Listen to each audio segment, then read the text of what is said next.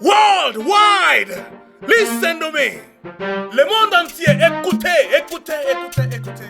It is the United Africans in Diaspora podcast. C'est l'union des Africains dans le diaspora podcast. Everyone, and I mean everyone, please listen to me, please. Black, brown, white, pink, yellow, green. Gotta listen to me, please. Please. Tout le monde, écoutez s'il vous plaît. Écoutez, écoutez. I'm gonna be your host, Mr. President, Pascal Bispas. Je suis votre modérateur, Monsieur le Président, Pascal Bispas. Welcome to the show. It's humor, it's education, it's politics, it's entrepreneurship, it's social justice, it's killing racism, it's killing poverty. This is culture, this is our story, and this is our craziness, and this is our motivation. Welcome to the show. I know God is, God is, God is. Yes, it is. Oh, yeah. I know God is, God is, God is. Yes, it is. Oh, yeah. Welcome to the show.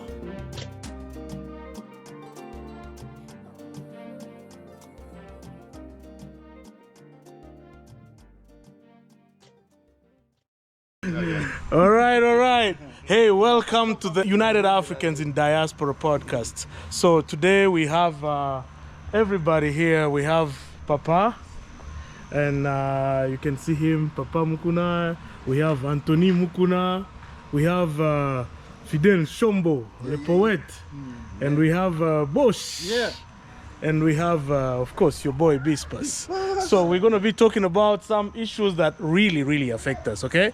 So guys, pay attention. Let's go. Thank you for coming. Thank you for being here. All right, Fidel. Welcome. Anthony, welcome. Papa, welcome. Your mic is down a little bit. Aujourd'hui, on va parler en français un peu. Okay. But only Fidel will be speaking in English. I'll be mixing it. Yeah, we shall be mixing. So when I don't really, quand mon français n'arrive pas, le vocabulaire termine, je vais mélanger. Parce que nous, on a quitté le Congo, ça fait longtemps. Oui. Donc mon français ne sera pas vraiment au niveau... Hein? Oui, mais tu vas faire bien. Je vais essayer. Je vais essayer. Et vous, Anthony, c'est comment? Le français. Moi, mon français, là, je l'ai un peu oublié depuis que j'ai quitté le Congo. Ok. Mais on va se débrouiller. Tu seras avec moi. Oui, Et papa? Papa est encore calé. Oh, papa Mukuna, c'est un docteur. Oui. Et il fait le practice of medicine ici en Amérique. Et alors, Anthony, c'est un... Lui, il a beaucoup, hein? MBA. MBA, calé. Et c'est quoi encore? C'est PCA. Oui. Oui. Ok. Oui, vraiment. Anthony, vous pouvez parler vous-même, hein? Non, c'est bon. C'est bon déjà. Oh, ok. Fidel, Fidel, storyteller. I do so much. I mean everything. Yeah. Community organizer, poet, speaker, and human rights activist, community activist, anything. Moi aussi, j'ai beaucoup de casquettes, mais ici, je serai comme journaliste. Ok. Non, mais on vous attend très bien. Ah, c'est vrai, hein? Oui. Voilà. Ok, aujourd'hui, on parle à propos de ce qui se passe en Afrique. Nous vivons dans les diasporas. Nous vivons en Amérique. Les gens, nos frères vivent en France, en Europe, peut-être toute l'Europe, en Australie, au Canada. Ils ne savent même pas comment s'aider pour faire des histoires à la maison, en Afrique. C'est le business, donc. Oui. Alors, papa, pour votre introduction, comment est-ce que vous pouvez nous donner le go-ahead? Moi, je suis médecin, j'ai travaillé au Congo, donc je ne parle pas des choses que je ne connais pas. Les gens peuvent penser qu'ils peuvent entrer avec leurs produits n'importe comment, le vendre au pays, mais il existe une législation qui réglemente les produits pharmaceutiques et les produits alimentaires. Un produit qui n'est pas autorisé, quand il arrive à la douane, il est saisi et destiné à être détruit. Ouais. Vous devez avoir une autorisation de mise sur le marché. Mais pour que nous, on délivre cette autorisation de mise sur le marché au Congo, vous devez d'abord nous apporter votre documentation scientifique sur le produit, nous expliquer comment le produit a été trouvé, découvert, quelles sont les recherches qui ont été faites, est-ce qu'on a respecté toutes les étapes dans le cursus de la naissance des médicaments et les autorisations de mise sur le marché que vous avez déjà eues dans les autres pays dans le monde. C'est sur base de cette documentation que le ministère de la Santé va étudier et éventuellement donner l'autorisation de mise sur le marché congolais. Beaucoup de gens qui veulent aller faire des business au Congo, non seulement les étrangers, mais aussi même des Congolais, ils y vont sans connaissance de la législation en la matière, sans connaissance de ce qui est exigé, ce qui est autorisé et ce qui est interdit. Papa, can we really clap for that? That's good information. Yeah. Hey, papa, on ne savait même pas ça. Mais moi, j'ai une histoire. Je crois qu'avec Fidel, d'ailleurs, Anthony va nous aider. Avec Fidel, peut-être Fidel peut aussi connaître, puisque c'est le pays que je vais parler. Fidel aussi a vécu là-bas, au Zimbabwe. Comme c'est l'Afrique, n'est-ce pas? Nous parlons de l'Afrique. J'ai vécu au Zimbabwe. Ils avaient une loi. Ils avaient mis une loi que si vous êtes étranger et que vous voulez investir dans le pays, il faut d'abord céder de votre argent. Céder d'abord les 51%. Vous voyez? Donc, vous êtes étranger, vous êtes parti investir au Zimbabwe, vous avez par exemple 100 000 $, mais vous cédez d'abord 51% de ces 100 000 à un autochtone, donc à un Zimbabwéen. Après cela, avec les 49 qui restent, c'est là qu'on va on va maintenant étudier, voir si tu es qualifié pour commencer le business. Mais ça, quand même, c'est volé. Moi, j'ai travaillé. Maintenant, je vais rentrer pour aller investir. Là, on me dit, non, cédez d'abord 51% de mon argent. Est-ce que ça comment l'Afrique peut, avec des lois comme ça, comment l'Afrique peut évoluer? C'est intéressant ça. Ça, c'était une loi. Oui, dans ce pays-là. Vous êtes étranger, vous voulez investir, mais cédez d'abord 50%. Donc, donnez d'abord à un. Donc, choisissez. Si vous avez un ami, peut-être c'est un ami qui vous a amené là-bas, ou soit, mais cherchez d'abord un autochtone à qui vous allez céder les 51% de votre argent. Les 49 là, maintenant, c'est pour vous. Maintenant, vous pouvez commencer le business. Et je crois que la notion derrière ça, c'est que je crois que c'était une loi qui était faite en sorte de donner le contrôle des compagnies, des investissements au pays, aux autochtones. Parce que c'est-à-dire quand tu as ownership interest, comme on dit en anglais, intérêt des actions dans une entreprise, vous pouvez être plusieurs actionnaires, mais la personne qui a la majorité des actions, donc 50 plus 1, c'est cette personne-là qui a le contrôle de l'entreprise. C'est lui qui prend les grandes décisions. Voilà. Toutes les grandes décisions ne peuvent passer que par lui. Maintenant, la question c'était, puisque beaucoup d'investisseurs avaient eu peur. J'ai de l'argent, je vais céder. Maintenant, beaucoup n'étaient plus partis. Mais avec des lois comme ça, comment l'Afrique peut évoluer? C'est une bonne question parce que si quelqu'un sait qu'il met tout son argent, mais qu'il n'a pas le contrôle de la décision finale, ça n'encouragerait pas. Mais pour moi aussi, dans la même catégorie, je ne sais pas 100% de tous les détails de cette loi-là. Comment ça part, si c'est les 51%, est-ce que ça rentre, ça te revient après quelques temps, après investir, après quelques temps, est-ce que les 51% là, ça te revient? Ou bien tu as cédé ça comme un don pour dire bon, je ne sais pas les détails. Mais pour moi, ça c'est pour les étrangers.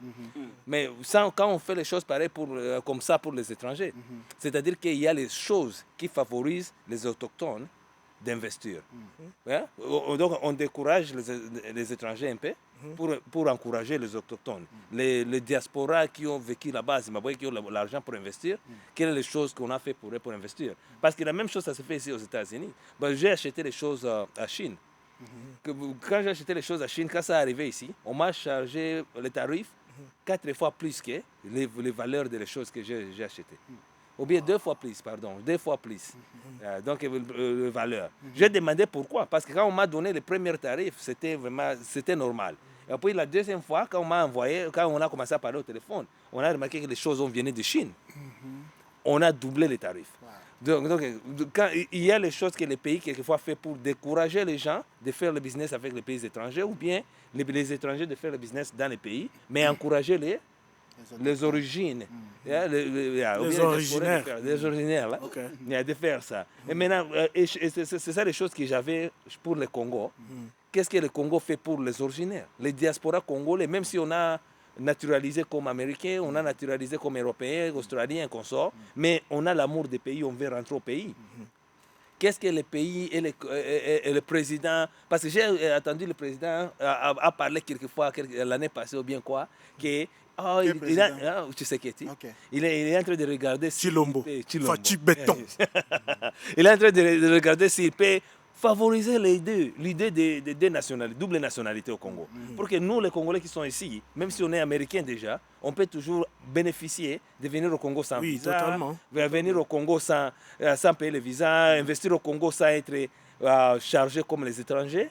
Et on est beaucoup. Congolais. On est beaucoup. Les choses pareilles, les faveurs pareilles, peuvent nous encourager de faire ça et créer l'atmosphère qui nous permettre de faire ça. Pour moi, c'est ça mon intérêt beaucoup de fois, parce que beaucoup de fois, ce n'est pas le gouvernement qui construit les pays.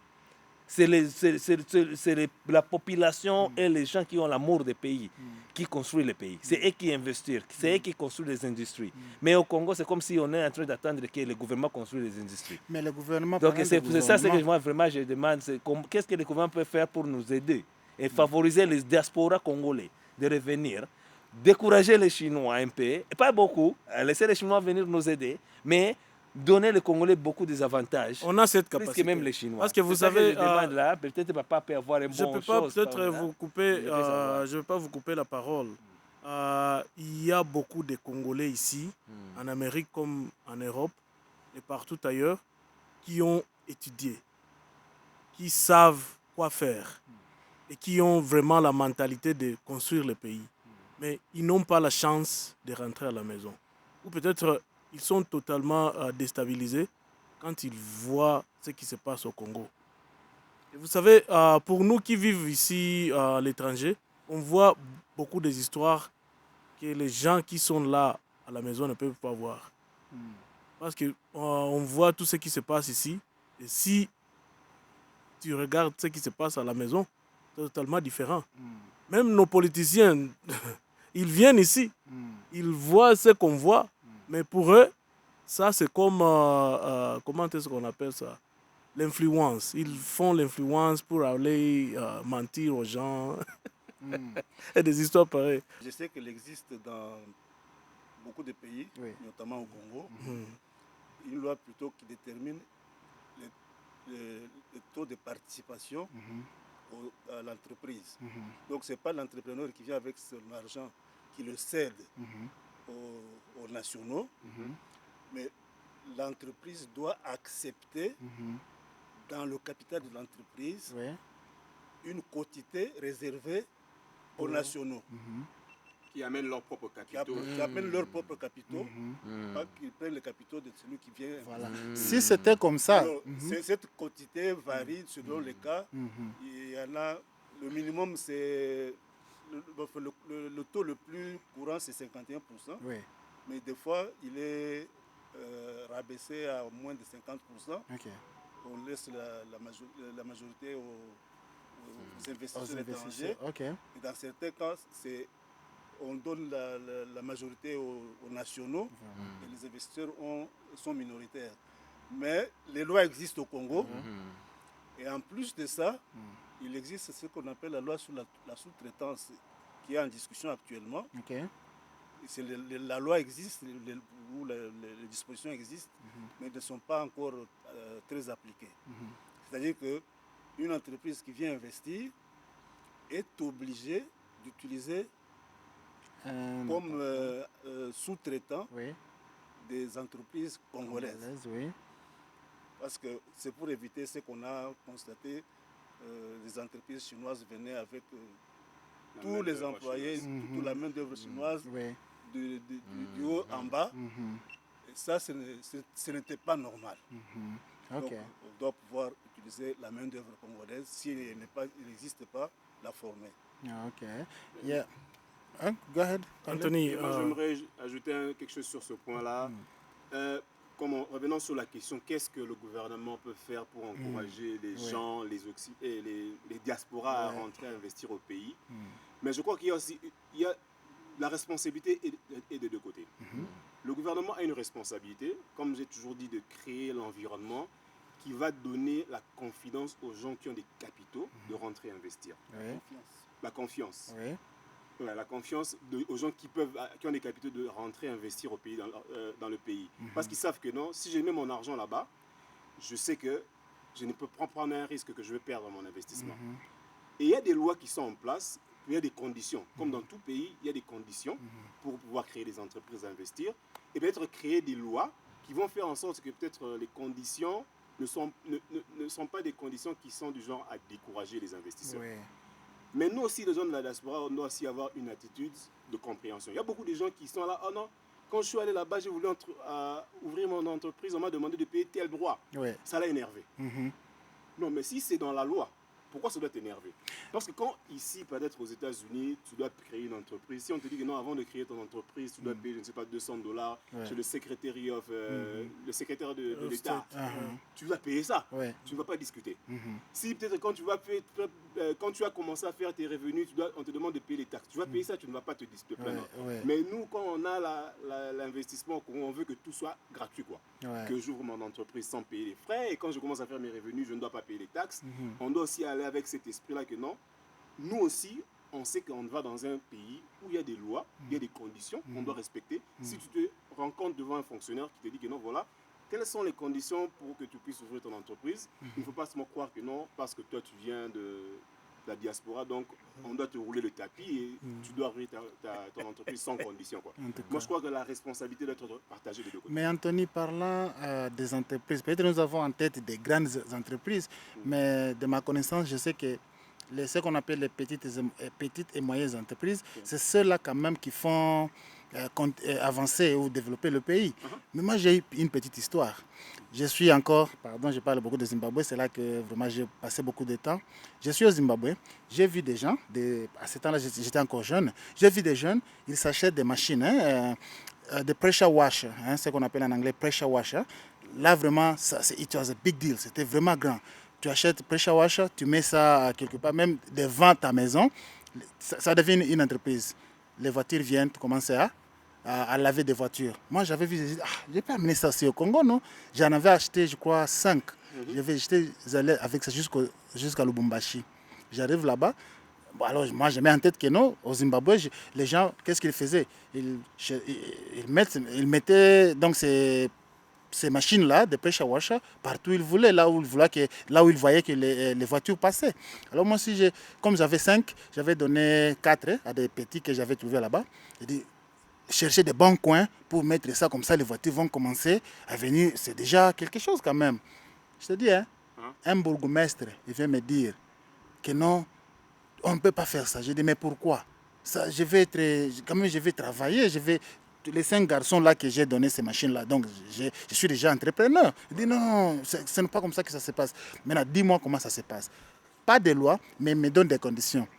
Tu vois, il faut construire, il faut faire ça. Donc lui m'a donné des conditions au lieu de m'expliquer la loi pour laquelle que je peux faire ça ou ne pas faire ça. Ces conditions venaient de lui ou de lui, à bourgmestre. Lui, ça venait de lui puisqu'il me parlait déjà. Comme tu as 5 machines là, tu ne peux pas mettre comme ça. Tu vois d'ailleurs, si la voiture vient... Donc, il donnait ses raisons, ses propres raisons. Et j'avais vu qu'il me décourageait seulement quelques semaines ou peut-être quelques mois, mais vraiment pas beaucoup de mois après. J'ai vu d'autres personnes qui ont fait la même chose que moi je voulais faire. Mais moi, il m'a calé vraiment. Mais j'ai vu d'autres personnes qui ont fait la même chose. C'est-à-dire quoi? C'est que moi j'avais compris. Il avait vu que l'idée était bonne, que moi j'allais profiter, alors que lui, il a aussi des petits frères qui peuvent profiter de ça. Maintenant, il m'intercale moi, puis il cherche maintenant ses propres frères amis. Ça entre dans le cadre de la corruption. Oui, ça c'est la Mais corruption. pas seulement ça, mais aussi dans le même cas, parce que mon oncle fait ça. Mon oncle travaille en mairie, c'est lui qui contrôle tous les cadastres au Bukavu. Et aussi, il contrôle tous les small vendors, les gens qui vendent en route. Parce que c'est ça le problème que aussi le Congolais ont. Ils pensent que parce que tu as une machine, parce que tu as quelques apports, parce que tu peux acheter quelques cigarettes, tu peux aller dans n'importe quel coin et vendre. Même ici aux États-Unis, si tu commences à faire lemonade stand au coin là-bas, tu dois avoir un permis. Tu dois aller demander un permis pour vendre quelque chose en route. Si tu viens mettre loudspeaker quelquefois dans downtown, commence à vendre quelque chose dans downtown Boise, ici aux États-Unis, tu dois avoir un permis au maire de ville. Si tu veux faire une marche, une démonstration, une conférence. Fidèle. Donc, Je vais te demander une chose. Au Congo aussi. Pourquoi les pasteurs ne demandent pas Non. le permis Même pour les mettre- pasteurs. pour faire Non, même les sites, Le bruit. tu veux faire quelque chose en parc ou bien dans downtown Boise, tu vas utiliser un micro en ville. Tu dois avoir un permis. noise pollution. Pour permettre que tu seras là, tu vas faire ça, tu auras un microphone. Parce que ça dérange les gens. Si tu parles seulement en bouche et tu marches, ça va. Mais si tu vas occuper un coin dans une ville, tu dois avoir un permis. Au Congo, les lois doivent être là aussi. Au Zimbabwe, c'était là. C'est la raison, quand on était au Zimbabwe, on avait 2003, on avait quelque chose qu'on appelait le Murambachina. Quand on a commencé à chasser tous les gens qui vendent des choses dans la route, au coin, qui n'a pas autorisé. C'est parce que si on ne fait pas ça, ça sera les deux autres en ville. Anarchie. Anarchie. Donc, c'est ça les choses. Même si le gars t'a dit ça, est-ce que tu es parti au bureau national vérifier la pour loi. vérifier la loi, pour demander je le n'étais pas permis, parti quand même. pour demander la permission d'être là. C'est pourquoi ça, moi, le problème chez nous. Parce que quand mon oncle fait ça au Congo, c'est la même chose à Bukavu. Il part là-bas pour chercher les gens qui sont au coin de route sans permission. Il les chasse. Parce que si on fait ça, ça devient un désordre. Parce que vraiment, en rentrant sur ce qu'il disait là, ce qu'il tu aurais dû faire, c'est d'abord de rentrer dans le bureau, Ouais. essayer de voir si ce qu'il te disait, ça se comparait aux lois et le texte qui régissent les autorisations, par exemple. Mais par contre, si tu dis que non, une semaine après, tu as vu un de ses frères faire la même chose, même si c'était permis par les textes, et qu'il t'a refusé à toi, il a donné ça à ton frère, c'est un problème. Mais si son Si frère c'était- a parti dans le système et allait prendre les permis pour être là, c'est ça ce qu'on n'a pas vérifié. Donc, Non, pourquoi c'est- l'autre personne était là, mais on ne savait pas. Oui, Peut-être les personnes n'étaient pas là légalement. On ne Moi, sait pas. je vais vous expliquer le problème autrement. Ouais. Ce que tu as fait là, c'était comme une entreprise informelle. Oui. Tu t'es basé sur aucun document officiel, tu t'installes dans un coin, et c'est ce qui se fait couramment, c'est ce qu'on appelle l'article 15. Oui, débrouillez-vous. Débrouillez-vous. Amoroso. Cela ne justifie pas, n'explique pas, parce que, ne s'explique pas plutôt, parce que au Congo, la législation existe. Oui. C'est interdit de faire ces histoires-là sur la route. Même si on les voit tous les jours, c'est parce que la situation économique a fait que les gens sont malheureux, chacun se débrouille comme il peut, Ouais. on tolère un peu ces choses-là. Mais quand une autorité te dit que ce n'est pas autorisé, généralement, il a raison. Oui. Vous vous rappelez l'histoire que je vous ai racontée de quelqu'un qui dit bon, je vais aller vendre des histoires au Congo. Oui. Quand il se pointe à la frontière de la douane, quand on lui donne la facture de la douane, il dit qu'on veut m'escroquer. Oui. Bon, il y a à boire à manger, Oui. parce que la douane existe Oui. avec des tarifs. Oui. Oui. Alors, si le douanier te donne une facture en bonne et due forme, il y a beaucoup de chances que ce soit le tarif de la douane qui existe de façon officielle. Oui.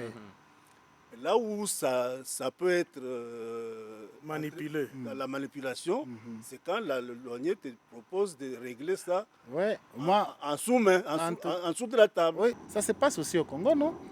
Bon, on n'a pas refusé que la corruption n'existe pas. Même si papa était en train d'expliquer seulement que la loi est là. Mais maintenant, la corruption, c'est notre sujet qu'on peut discuter. Ok. Parce que cela veut dire que quand tu montres la première chose, c'est la loi. Mais la deuxième chose, c'est la corruption. Tu peux insister, j'ai acheté les choses quelquefois à 7 points, les factures disent différemment. Right. Mais c'est à ça que je voulais revenir quand vous m'avez interrompu. OK. Quand je parlais de celui, quand tu as dit que non, tu as vu que le monsieur avait donné le marché à son frère, quelqu'un. Si toi tu as violé la loi et qu'on a donné à son frère, donc c'est-à-dire qu'on a permis à son frère de violer la loi, on est dans la corruption. Si toi tu n'avais pas violé la loi Ouais. et on t'a quand même chassé, et le frère est venu, on lui permet de rester là-bas. Voilà. C'est une injustice qui est liée à des affinités familiales. En Et tout on cas. tombe toujours dans la corruption. Il y a- C'est à cela que je voulais atterrir Ça, c'est dans vrai. tous les Ok. deux cas. Ok. Donc on a un problème de corruption. Parce que qu'il y ait loi ou pas, le fait que lui, une semaine avant, il était là, l'autre, la semaine qui a suivi, il y a une personne qui a pu faire ça. Il y a toujours de quoi se poser des questions. Peut-être le frère, malgré qu'il était frère, il a payé, il a respecté les procédures légales. C'est possible. Mais bon, il y a des fortes chances que quand tu vois qu'il y a deux traitements différents avec une personne qui est peut-être proche Ouais. des plus hommes qui sont en charge. Il y a des Anthony, fortes chances. je ne vous arrête pas par là, mais il y a autre système qui s'appelle kickback. Vous avez déjà entendu de ça? Ici, Au Congo? Non, même pas ici. Congo. Même en Afrique. Kickback. Ça s'appelle kickback. Qu'est-ce que ça fait? Explique. Cette histoire-là, c'est le système nouvel pour la corruption. Ok. Alors, si vous avez quelque chose que vous avez signé, c'est la même façon Il que... paraît que c'est la rétrocommission. Hein. Oui, c'est la même façon. Hein. Commission. Alors, vous signez quelque chose pour Ok. peut-être $10,000. On te donne une facture de... Tu dois signer $10,000. Et alors, il y a quelqu'un qui contrôle peut-être 4,000. Et toi, tu contrôles seulement 6,000. Alors, ça fait que le books, quoi que tu as signé, c'est sûr, c'est ça qui est gardé comme record. Oui. C'est beaucoup de choses qui s'est passé au Congo. On ne peut pas aller dans ces sujets-là. Je sais pas Mais si c'est avec Cameroun exactement et ce qui s'est consorts. passé, l'exemple Hein? que Bosch a C'est pas donné, ça? avec la quittance. Oui. Oui. Mais c'est la même chose qui s'est passé avec Cameroun, je pense. C'était les rétrocommissions commission comme ça. Ok. Tu fais ça, les factures disent ça, mais tu as donné Je ça. voulais justement insister sur le fait que Ouais. le problème des Congolais qui veulent aller investir au Congo, Oui. c'est qu'ils ne s'informent pas de ce qui existe dans la législation. Ok. Il faut savoir quelles sont les lois qui régissent le secteur dans lequel vous voulez investir, Oui. quelles sont les exigences du point de vue financier, qu'est-ce que vous devez payer, où vous devez payer. Et vous avez par exemple, il y a une semaine, le gouvernement a pris des décisions sur les cambistes Ok. qui sont en train d'opérer Dans au coin des rues. Mhm. Désormais, les cambistes devront être enregistrés et identifiés par la Banque centrale. Avant, ils étaient un peu dans l'informel. Yeah, c'était dans l'informel. Ouais. Ils paient. Normalement, les cambistes, selon ce que moi je sais, parce que je l'avais aussi fait, hein, Ouais. les cambistes, Donc, ils font seulement des associations.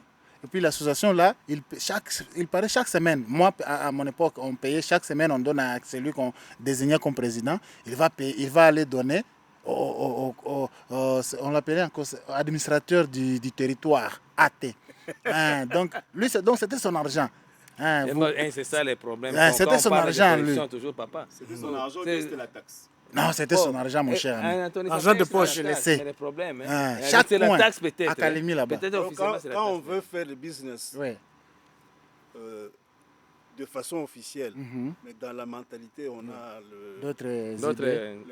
L'imitation. la formule informelle. Ah, On Ça ne peut pas aller. va rencontrer des problèmes. vraiment. Bon, mais papa, quand tu dis comme ça, bon, comme on a dit auparavant, comme tu as commencé, le Congo c'est un pays de lois aussi. Chaque pays du monde a des lois. Chaque pays a leurs lois et consorts. Mais quand la corruption est dans un pays, la loi ne fonctionne plus. Parce que la corruption prend la place de la loi. Et c'est ce qu'on a peut-être au Congo. Malgré qu'on a parlé de la loi, et on concentre beaucoup de fois de tout ce qu'on a fait et ce qui n'a pas avancé. Et puis on rentre sur la loi. Mais c'est la corruption qui fait ça. Et maintenant, quand il y a la corruption, beaucoup de fois, comme moi je pars au Congo presque chaque 2 ans, chaque année pendant des années. quand il part quand un policier t'arrête en la route, injustement, tu refuses de lui donner la corruption. Il te prend en mairie. En mairie, qu'on trouve qu'il t'a demandé la corruption, tu as refusé. Il te met en prison pendant longtemps. Tu demandes le superviseur. Le superviseur dit que tu dois parler, pourquoi tu n'as pas traité avec les policiers. Tu dois me donner plus. Et il va te prévenir le plus. Maintenant, il n'y a pas tous les niveaux. C'est corrompu jusqu'à ce que tu ne peux pas aller dans la loi pour trouver la solution. Donc, tu es obligé de corrompre. Et c'est comme si beaucoup de policiers, là, quand ils ont envoyé là, à la route, c'est pour faire l'injustice là, pour amener l'argent au maire de ville. Le maire de ville prend l'argent là pour amener au gouverneur. Le gouverneur prend l'argent là pour prendre un peu de... Donc c'est comme si la corruption c'est vraiment tout type. C'est l'échelon. Tout type que même toi comme un businesseur qui veut faire ça, c'est difficile. Comme on parle des investisseurs. J'ai construit ça là-bas. Quand je suis en train de construire, j'ai payé tous les documents pour commencer le chantier. Mais après une semaine, quelqu'un passe à la chantier avec les policiers, dit qu'on va arrêter les policiers. Où est son papier? Je montre mon papier. Il refuse les papiers que j'ai montrés. Il dit que ce n'est pas juste. Tu ne peux pas construire. Les policiers prennent toutes les choses, ils partent. Je pars au bureau, on dit que non, allez traiter avec tel commandant. Le commandant n'est pas là, je n'ai pas le temps. Il refuse aussi de me voir. Je me trouve dans les mêmes choses. Donc la seule façon que je peux construire, c'est chaque semaine de payer les gens là qui viennent me harasser à mon parcelle pour construire. Chaque semaine, pour payer. La seule façon que je ne peux pas faire ça, c'est si je paye le gouverneur, ou bien le maire de ville, ou bien un général, un grand montant. Maintenant, le général dit aux gens, ne dérange pas les personnes là. Donc, c'est ça le problème de corruption. La corruption, quand c'est vraiment trop dans, la loi ne fonctionne plus, même s'il y a la loi. Et c'est ça le problème que je pense le Congo et les autres pays qui ont la corruption, c'est trouver dedans. Et quand on parle là comme Congolais, même si on ne veut pas aller dans la corruption, mais on se trouve dans la même façon parce que les gens là, les agents de l'État nous forcent là-bas. Il y a beaucoup de voitures au Congo. Si on part regarder les documents, allez regarder les documents qui a fait les voitures entrer aux frontières. C'est le sac de manioc. Pour qu'ils puissent payer un peu d'argent et puis les autres entrent dans la poche. Parce qu'il va déclarer quelque chose officiellement pour montrer que c'est le sac de manioc qui est entré. J'ai fait passer quelque chose la semaine passée au Bukavu, là, les choses, les voiles de mariage, des choses pareilles. On a envoyé un NUS qui était marié, on a envoyé ça à Rwanda. Et là, pris ça à Rwanda pour entrer ça au Congo, compliqué. Donc il a fait passer ça comme une petite chose, une petite lettre, pour que ça puisse entrer et donner l'argent à quelqu'un. Wow. Donc c'est ça le problème, la corruption est beaucoup, la loi aussi est suppressée. Et c'est ça le problème qu'on a au Congo. Mais le problème, c'est Anthony, oui, vous pouvez être près de la mic pour qu'on vous comprenne beaucoup. Okay. Non, mais c'est vrai qu'il y a la corruption. Ouais. Mais quand toi, Congolais, tu amènes un équipement, la voiture, et on te dit que la voiture, tu dois payer la taxe d'importation, ce qui est naturel dans tout pays qui se respecte, et on te donne le prix. Et quand on te fait comprendre que non, voilà, si ce prix-là c'est trop élevé, tu ne veux pas de ça, on te dit qu'il y a une solution. De transformer la voiture en sac de manioc. Et tu participes dans le crime. Tu participes déjà, oui. Donc, on va se plaindre on va se plaindre de la corruption dans le pays, mais nous-mêmes, nous sommes les créateurs. Mais Anthony, j'aime le mot participer, mais est-ce qu'on a vraiment des choix? Imaginez, on a les choix, c'est ça. C'est vrai. Oui. Tu es déjà avec la voiture, tu es déjà là à Kasumbalé, ça par exemple. No choice. Tu n'as pas de choix? Mais oui, est-ce que tu vas rentrer? Tu as participé au crime. Oui. Mais on va se pointer le gouvernement. Mais on ne voit pas notre responsabilité à nous. En tout cas. Oui. Ok. Maintenant, comme on a commencé... Je vais prendre quelque chose à boire. Oui. Comme on a commencé, papa, donc nous parlons ici, nous voyons si on peut donner quand même des conseils à des amis de la diaspora qui veulent aller chez nous. Voilà. Le conseil que je donnerais à tous ceux qui veulent investir au Congo, c'est d'abord de savoir quelles sont les dispositions légales qui existent dans cette matière-là. Okay. Et se mettre en conformité avec ces dispositions légales. Si vous êtes en conformité et que vous rencontrez quelqu'un qui vous propose autre chose, là vous serez à mesure de le contrarier. Voilà. Mais si vous-même déjà, vous ne savez pas, je prends un exemple simple. Vous amenez une marchandise qui, sur le plan légal, devait vous amener à payer les droits de douane de $10,000. Mais vous-même, vous partez avec l'idée que cette marchandise va passer comme ça, sans payer un rond. Tu es déjà dans une situation où tu es faible. Oui.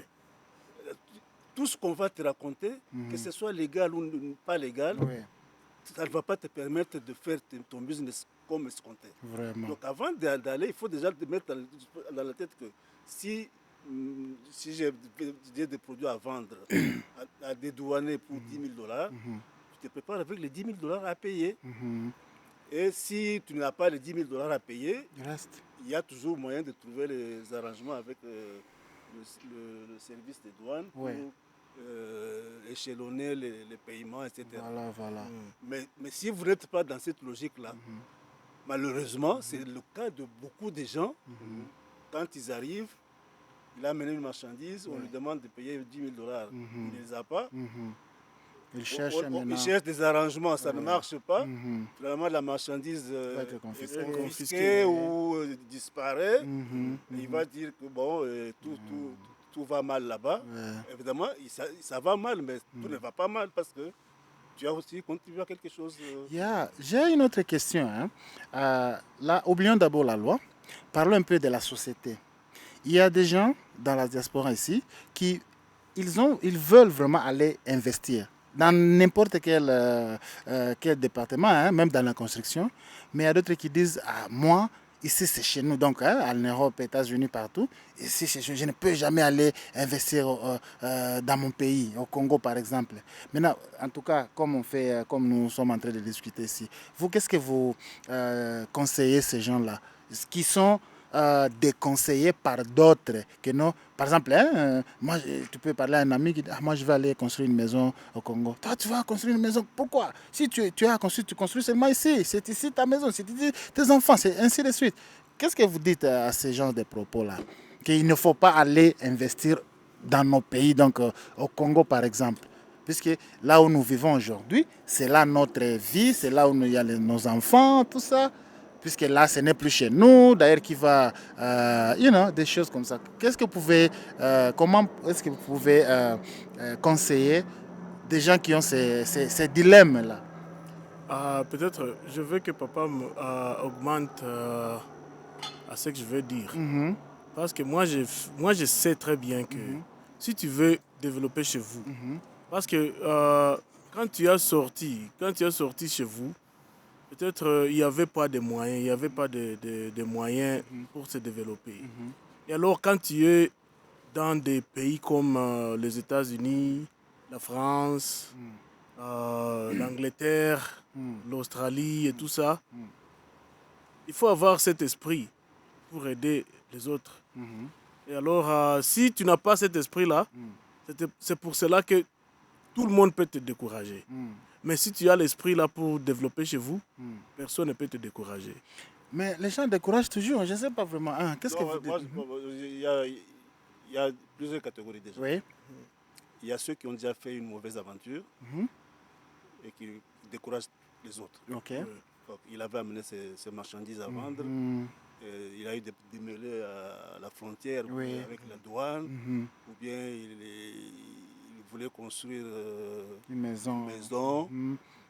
Il n'a pas acquis tous les documents nécessaires. Oui. Vous avez beaucoup de gens au Congo qui construisent sans permis de construction. Vraiment. Ça existe dans la législation. Oui. Avant de construire, tu dois avoir un permis de construction. Et toi, tu construis, tu n'as pas de permis de construction.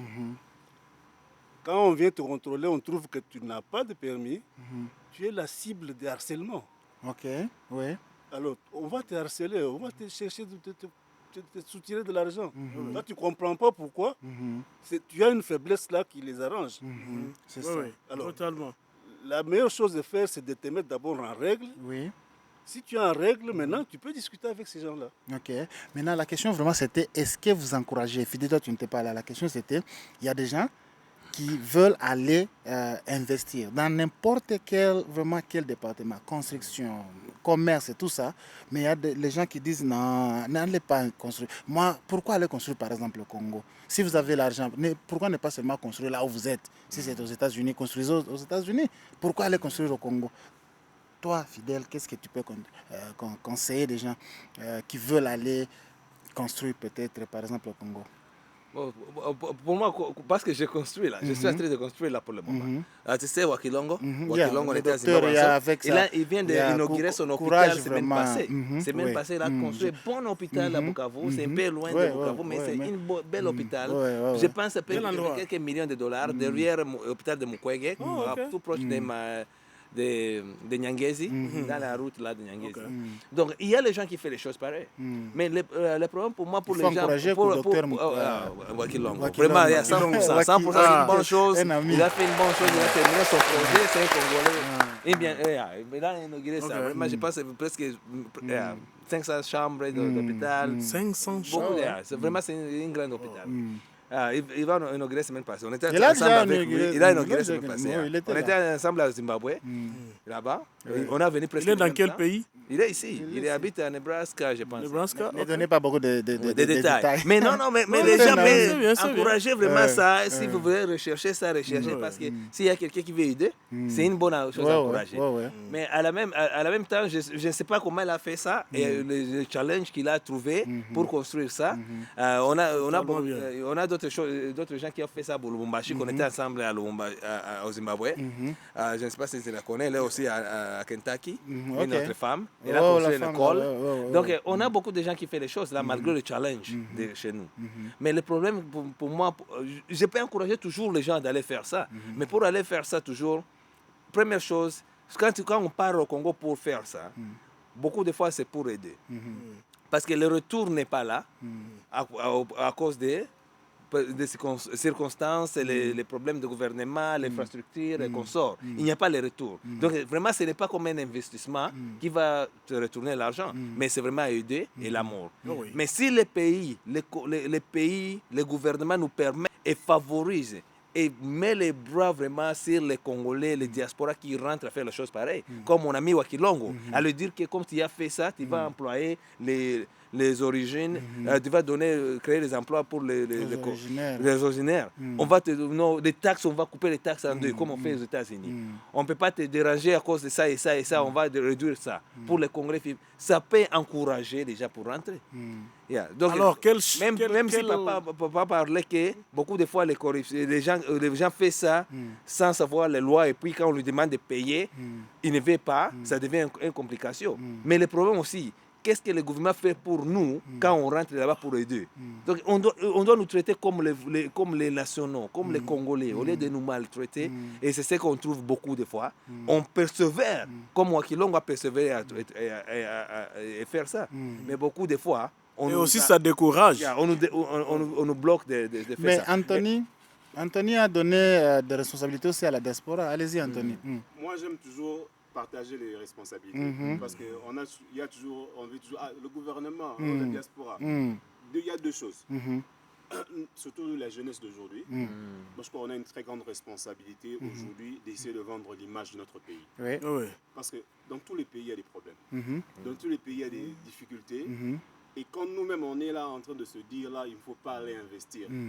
Comment est-ce que même le blanc, qui n'a aucune idée, aucune passion, aucune émotion pour ce pays-là, sera encouragé d'aller investir? C'est un très mauvais langage. Mais de l'autre côté, je les comprends. Parce qu'il y a de ces gens-là qui ne veulent pas aller investir parce qu'ils ont appris qu'un de ses oncles, un de ses cousins avait acheté une parcelle quelque part comme ça. Et puis un bon jour, la parcelle était une parcelle litigieuse, on l'a arraché ça. 40 000 $ en l'air. En l'air, Tu vois que ça aussi, c'est quoi? Ça décourage. Pourquoi? Parce que l'environnement. Comme j'ai tout ça, je reviens toujours à l'environnement politico-économico social, tout ça qui doit être créé par le bon environnement politique, doit faire en sorte que peut-être la corruption puisse être réglée. La corruption va empêcher qu'on se retrouve dans une situation où moi je veux acheter une parcelle que je n'étais pas censé acheter. Parce qu'une personne a pu obtenir des documents légaux pour cette parcelle-là qu'il me vend et que moi j'achète de bonne foi, Oui. ne sachant pas que peut-être c'était des documents qu'il n'avait pas eu le droit d'obtenir, parce qu'il a obtenu ça par des voies illégales Oui. qui ont été entretenues par la corruption. Oui. Et ce sont des témoignages qui ne vont pas encourager les gens. Et il y a aussi notre côté, le gouvernement, à part les efforts dans le domaine de la corruption, c'est à tous les points. Et puis aussi, créer des accès aux capitaux. Oui. Tu vois, par exemple, Ok. dans les pays occidentaux comme nous sommes ici, là, quand tu ouvres une entreprise, quand tu vois que, on voit que tu as peut-être des fonds pour pouvoir investir, il y a des banques qui te donnent accès à des prêts. Oui. Anthony, je veux que Laisse-moi finir. je veux que un tu peu sois de tout près de la mic. Ça, c'est. Ça. ça, Parce que ce sont c'est de bonnes très bien choses. vraiment. Ouais. Quand tu peux investir ici, il y a des banques ici qui te donnent la possibilité d'avoir accès à des prêts. Ça n'existe pas au Congo. Non. Parce qu'aujourd'hui, là, 6 mois, peut-être, je dis que j'ai un capital de 200 000 $, peut-être c'est tous mes avoirs. Oui. Je n'aurais pas la facilité d'aller risquer tous mes avoirs, qui sont peut-être le reste, les investissements que je peux léguer à mes enfants, dans un investissement qui est à risque. Mais par contre, si peut-être le Congo aujourd'hui me disait que non, voilà, si tu mets 50 000 $, tu peux avoir un prêt d'une banque locale de 150 000 $, qui te permet de faire un projet de 200 000 $. Tu vois, il y a beaucoup de gens qui pourront être encouragés à prendre le risque. Parce que ce sera un risque partagé. Et quand le risque est partagé, c'est-à-dire qu'il y a des banques locales là, qui te prêtent de l'argent, eux aussi prennent le risque. Ça, c'est Et vrai. il y aura encore un environnement qui va encourager à protéger Oui. Il y a un système. tout le monde. Il y aura un système. Et tout ça, c'est créer cet environnement-là qui va encourager. Et le gouvernement a une grande responsabilité. Mais comme je dis, nous aussi, on doit vendre le pays, on doit vendre la bonne image du pays. Oui. Alors, je voulais seulement une seconde. Pendant qu'on est en train de vendre l'image du pays, on peut aussi vendre l'image de notre podcast. So, Bispace, rappelez-nous encore ce que nous sommes, qu'est-ce que nous faisons ici. Oh, wow. Clap for yourself. À ce moment, on parle à propos de nos challenges. Qu'est-ce qu'on retrouve quand on veut aller à la maison et on veut aller aider les gens à la maison? On a des projets qu'on veut faire à la maison, mais il y a beaucoup d'histoires là-bas. Ça nous bloque pour faire tout ça. Vous voyez, on a des ambitions. Fidèle a des ambitions. Fidèle a déjà même commencé à construire. Vous savez? Moi, je veux commencer à construire tout juste là, mais pas encore. En tout cas. Mais vous voyez, on a des ambitions. Mais c'est pour cela qu'on veut comprendre tout ça avant qu'on aille là-bas. En tout cas. Et pour qu'on se positionne, on veut savoir qui on peut parler, qui on peut adresser ces histoires. Parce qu'on a des ministères. On ne peut pas aller au président de la République. Ou peut-être. Et c'est possible, on peut le faire. Oui, on peut le faire. Si un jour tu te retrouves avec Fachi à Washington DC, Oui, parce que. dans une conférence, Non. il faut lui dire, favorise les diasporas. On Non, a non, l'argent, mais- on a les moyens. Vous savez. Qu'est-ce que tu peux faire pour nous pour venir? Papa voulait dire quelque chose. Mais vous savez, Fidèle, ce moment-là va arriver. Oui. Mais le jour où je veux rencontrer Fachi, moi, je n'aimerais pas lui poser la question, Fachi, qu'est-ce que tu peux faire pour que je puisse... Moi, je vais lui demander, Non. qu'est-ce que moi je peux faire pour aider le pays? Ok. Qu'on puisse aussi changer cette manière de Oui, penser. oui. Oh, ça, Qu'est-ce que nous, on peut faire? C'est ça, c'est qu'on parle. John F. Kennedy? You going back to John F. Kennedy? C'est ça, c'est qu'on parle. Don't ask what your country can do for you. Ask what you can do for your the country. Exactly. But at the same time, I love that because I had a point about this. Because for me, so we're talking about investing in all of these things we're talking for me. And I really think for Congo, pour le Congo, mon français, je vais essayer toujours. Pour le Congo, quand on parle d'investir et qu'on sort, il y a des choses qui me fait mal. C'est pas que c'est nous tous, beaucoup de gens, beaucoup de Congolais qui sont ici parce qu'ils allaient investir au Congo. La sécurité est seulement dans une ville de 100, maybe 10 by 10 miles square. 10 miles square. C'est là où la sécurité se trouve. Donc, chacun qui a un peu d'argent veut aller là-bas pour construire là-bas, mais il n'a pas les parcelles. Quelqu'un vient des États-Unis avec l'argent, veut construire la route pour les villageois. Ils ont refusé que je fasse ça, que je leur donne l'argent. Nous tous, on connaît au Congo. Si je leur ai donné l'argent pour faire ça, et ça pourrait se faire. Donc, pour moi, l'investissement qu'on sait à construire le pays, on doit construire d'abord l'infrastructure du pays. Pas seulement construire les maisons dans les mêmes quartiers là où il y a les maisons, alors que les voitures n'arrivent plus. Donc on est en train d'embouteiller seulement les pays. L'embouteillage. À Bukavu, il y a même pas là où tu peux même garer ta voiture. C'est Quand les grave. maisons brûlent là, Oui. les gens qui vont... Il y a même pas de pompiers. Arriver là-bas pour... Les pompiers ne peuvent pas même arriver là. Les tuyaux ne peuvent pas arriver parce que les voitures restent là-bas à 100 mètres pour arriver là. Wow. Parce que les gens construisent n'importe où, parce qu'il n'y a pas plus de parcelles au lieu d'attendre.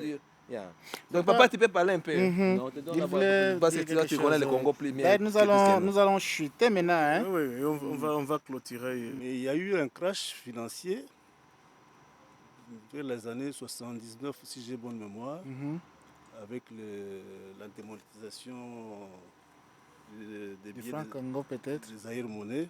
Ok. Et ça a crashé le système bancaire. Mhm. Mais ça, c'était le summum de la crise. Oui. La crise avait commencé avec les problèmes des arianisation, Oui. radicalisation. Mhm. Et ça a dérangé le Système bancaire. système, les investisseurs, le système bancaire. Mhm. Et avec la crise de 79, là, avec la démonétisation, Oui. le système était complètement par terre. Mhm. Et je crois que c'est resté comme ça jusque dans les années 2000, 2010. Ok. Le système banquier a commencé à reprendre petit à petit dans les années 2000. Mhm. Jusqu'aujourd'hui, il y a un système bancaire qui commence quand même à La fonctionner. démonétisation que vous parlez là, c'est 99.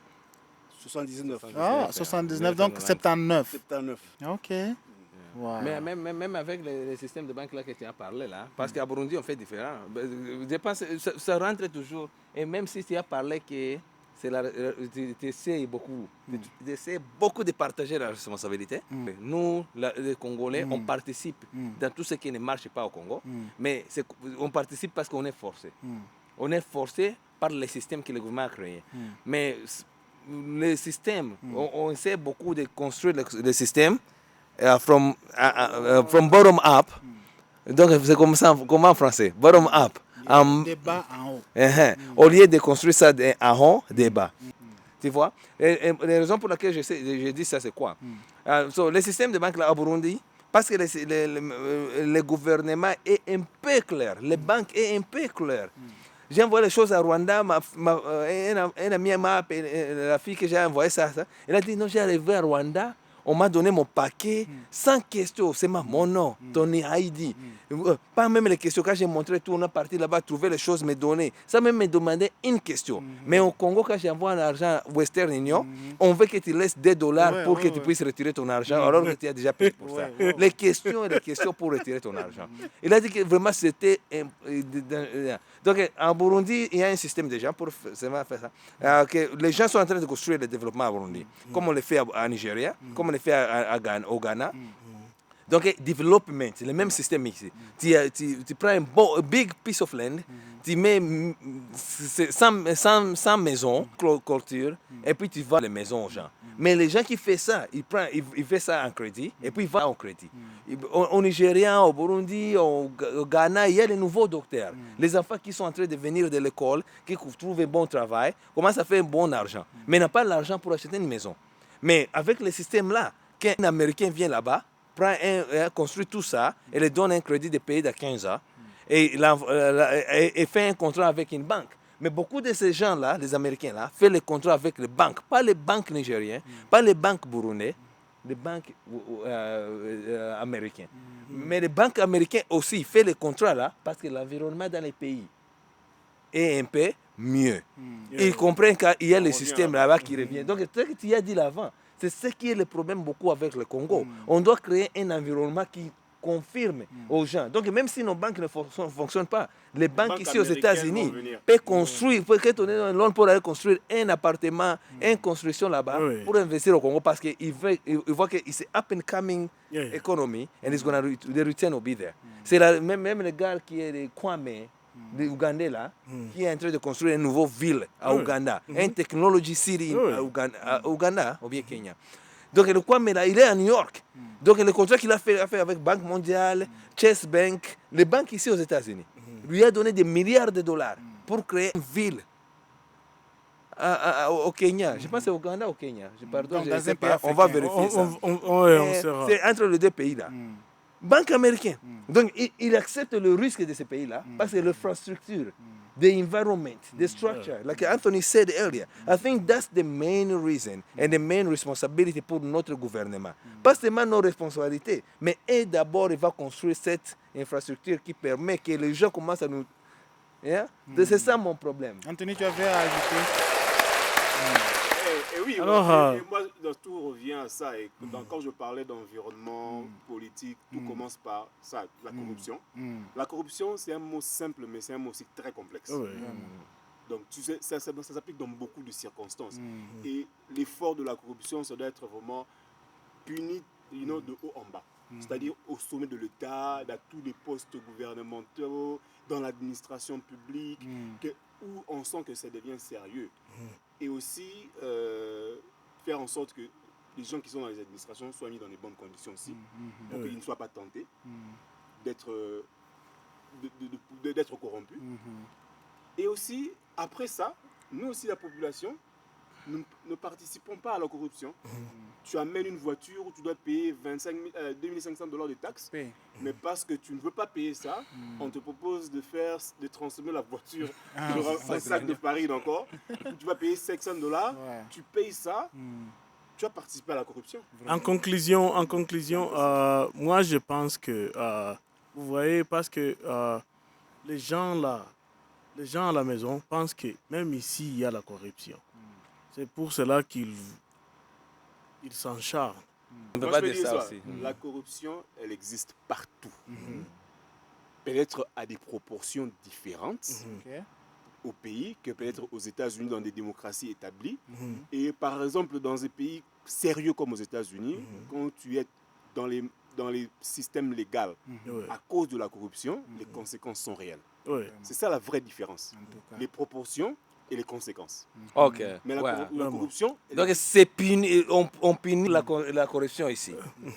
Chez nous, on ne punit pas. Et, donc, c'est ça la différence. Moi je me choque. À ce moment... Si tu donnes l'argent à un policier ici, tu as un problème. Tu risques d'aller en prison pour des années, alors que c'était une infraction qu'on t'a arrêté pour.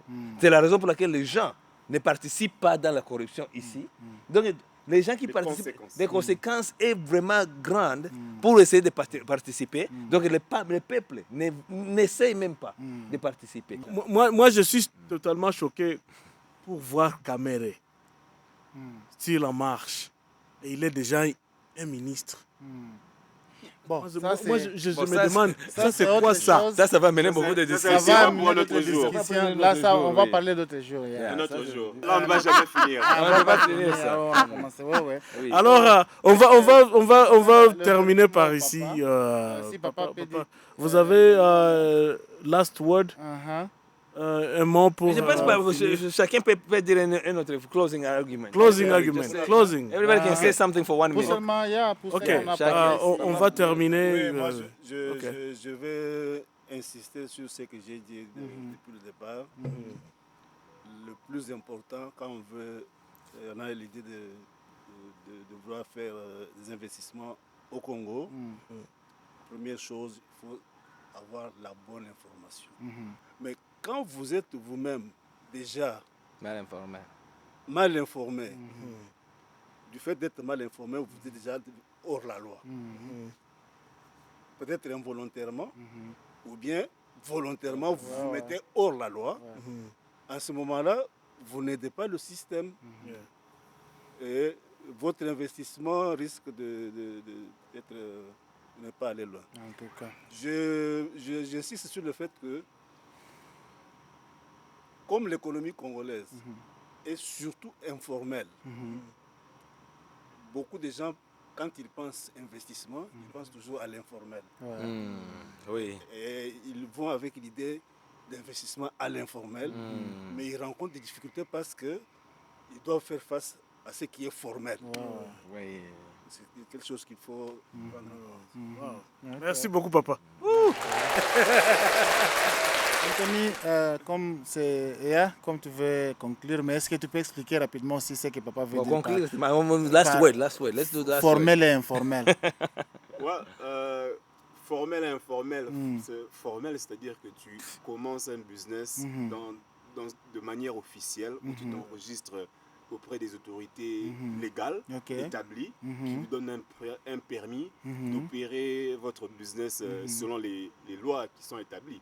Informel, c'est-à-dire que vous pouvez vous réveiller un bon matin, vous commencez votre activité, personne ne sait comment ça a commencé et où ça va terminer. C'est un peu ça, je peux en des termes simples. Et pour conclure, moi je reviendrai au-dessus de ce que papa dit, parce que ce que papa dit, c'est le capital. Quand tu vas l'investir, renseigne-toi. Informe-toi sur la loi et sur base de ce que tu sauras si on a essayé de te dérouter ou bien si on a essayé de te priver de tes droits. Et après ça, tu sauras peut-être savoir où se plaindre. Et de l'autre côté, moi je dis que non, il y a un grand travail qui doit être fait au niveau de notre pays, le gouvernement. Et je crois qu'il y a des efforts qui ont été lancés dans ce sens-là, mais il y a beaucoup à faire. La corruption. La corruption a tué notre pays pendant des années et des années et des années. Des décennies. Et c'est le politique qui a une grande responsabilité pour essayer de changer les choses dans ce domaine-là. Mais nous, la population aussi, nous avons un grand rôle à jouer pour combattre cette corruption-là. Parce que quand tu participes dans la corruption, même si ce n'est pas toi l'agent, le fonctionnaire, mais du moment où tu as participé dans la corruption, tu es aussi criminel d'une manière ou d'une autre. Alors, c'est la même façon qu'on voit ici. Quand on vit ici et on voit que personne ne participe à ces histoires. Bon, personne, c'est trop dire, parce que il y a la justice, il y a beaucoup de cas comme ça, mais les gens évitent. Les gens évitent. Il y a des gens en prison. Il y a des gens qui sont en prison, alors ça dit qu'il y a des gens qui font des bêtises. Mais, donc, nous, quand on participe, évitons de participer à cela. Et aussi, de notre côté, faisons un rôle pour essayer de faire du marketing pour notre pays. Parce que dans notre communauté aujourd'hui, il y a trop de négativisme. Vraiment. Trop de négativisme. Quand il faut parler du pays, on ne parle que du mauvais côté. Aujourd'hui, moi, j'ai suivi hier l'ouverture des Jeux de la francophonie qui ont été organisés à Kinshasa. Quand tu vois ça à la télévision, dans les chaînes étrangères, c'est le brouhaha. C'est bien de vendre une bonne image parce que les problèmes, tout pays ont des problèmes. Même les États-Unis ont des problèmes. Mais les États-Unis, comme ils contrôlent le média, ils ne vendent pas leurs problèmes au monde. Ils vendent Manhattan, ils vendent Los Angeles, ils vendent Hollywood, et ils vendent Wall Street. C'est ça. Ils ne vendent pas New Jersey. Ils ne vendent pas Chicago. Ils ne vendent pas Chicago. Ils ne vendent pas Chicago. Ils ne vendent pas Oakland. Ils ne vendent pas l'histoire qui se passe. Les mass shootings. Les mass shootings et consorts. Non. Alors, pourquoi ils ne le font pas ça? Parce qu'ils savent que non, le marketing du pays joue un grand rôle dans l'habilité d'être fréquenté. Fréquenté par les touristes, c'est ce qui amène l'argent dans le pays. Fréquenté par les investisseurs, c'est eux qui amènent les capitaux dans le pays. Et nous aussi, à notre tour, on doit essayer de faire ça au-delà de tous les problèmes qu'il y a dans le pays. Essayons de jouer un rôle où on peut essayer d'améliorer l'image qu'on donne de notre pays aux gens avec qui nous vivons même ici, en Occident. Et le dernier point, c'est que, donc, comme je dis toujours que non, les responsabilités sont partagées, mais ceux qui ont des moyens, s'ils peuvent le faire, il faut le faire, en espérant que peut-être dans l'avenir, il y aura un environnement favorable et surtout, moi je dis toujours, j'insiste toujours sur le point de l'accès au crédit.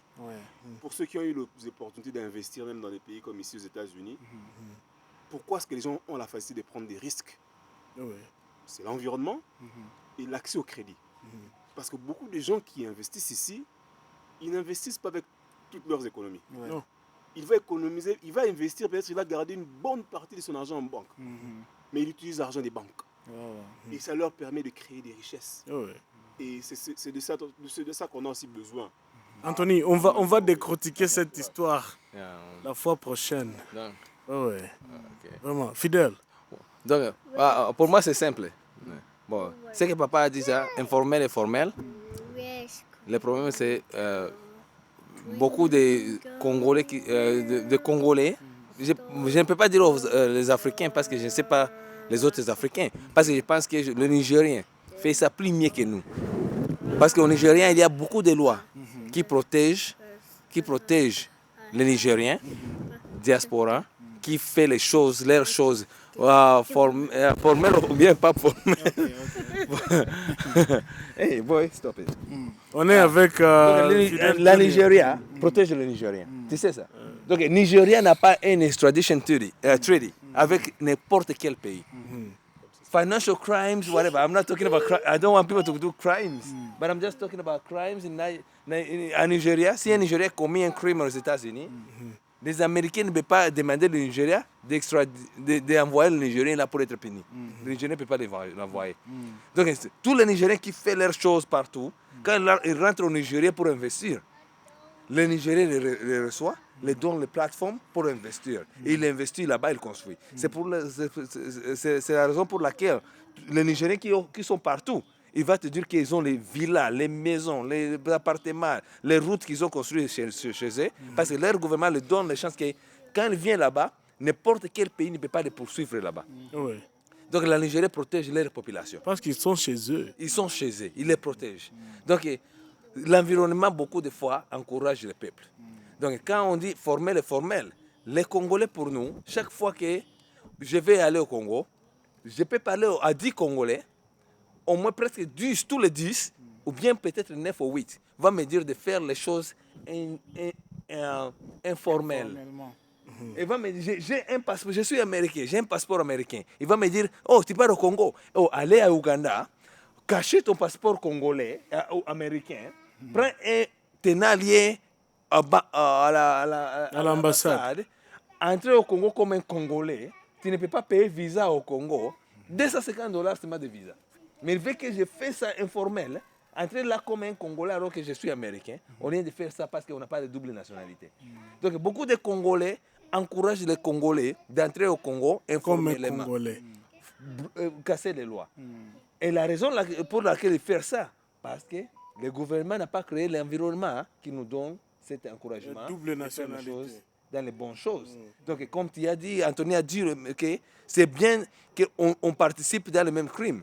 Mais si on dit qu'on ne veut pas participer dans les mêmes crimes, de ne pas prendre la corruption et qu'on sort, c'est-à-dire que la seule façon que je ne peux pas participer, c'est de dire que parce que le Congo est corrompu, je ne peux jamais aller au Congo.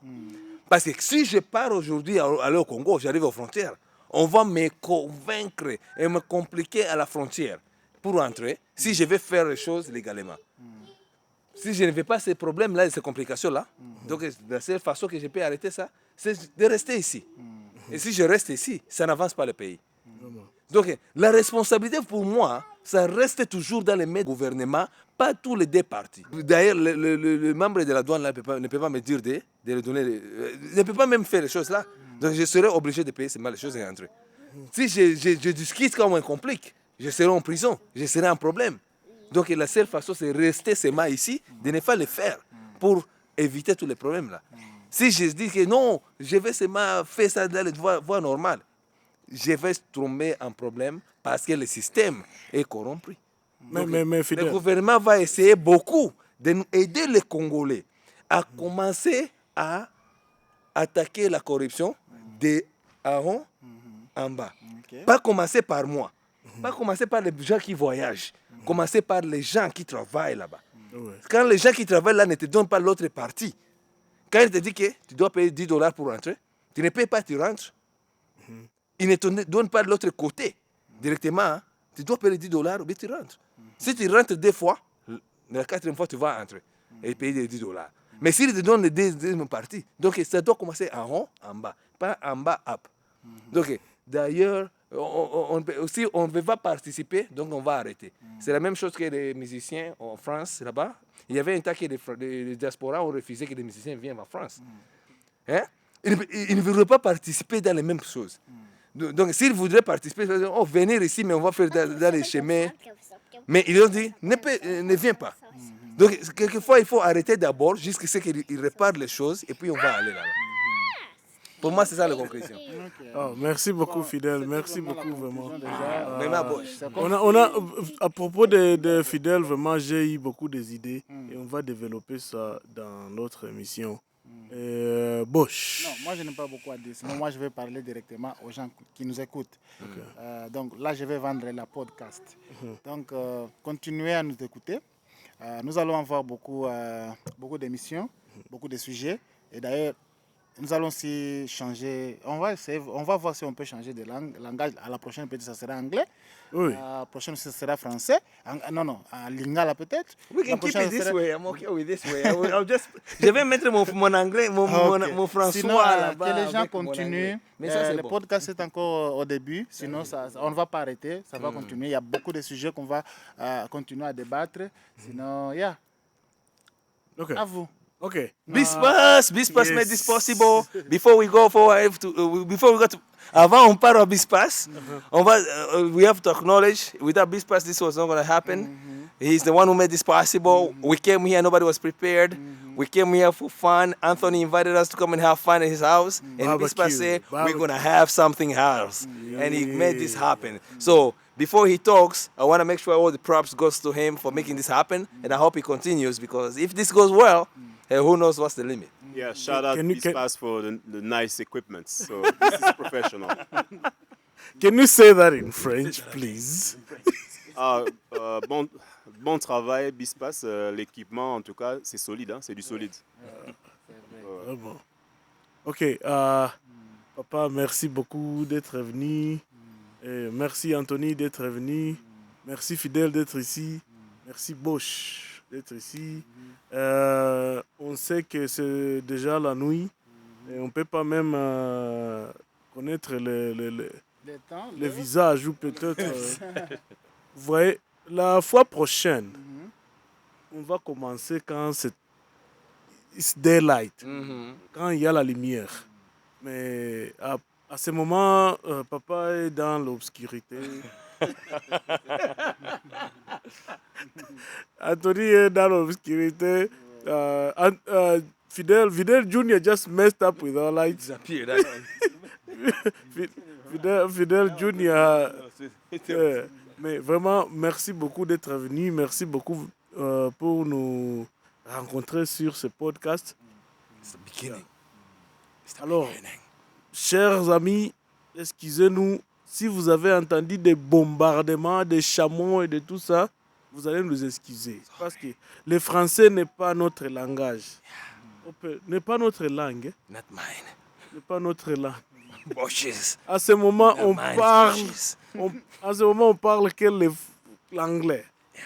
Alors, la prochaine occasion, vous allez nous écouter quand on parle l'anglais. Pascal is just generous. He's trying to say, forgive Fidel on whatever mistakes he made in French. Non, Oubliez, ben donc, c'est Fidel. Les autres ici, c'est le francophone. Non, If non. they made a mistake, crucify them. Fidèle, I am the worst.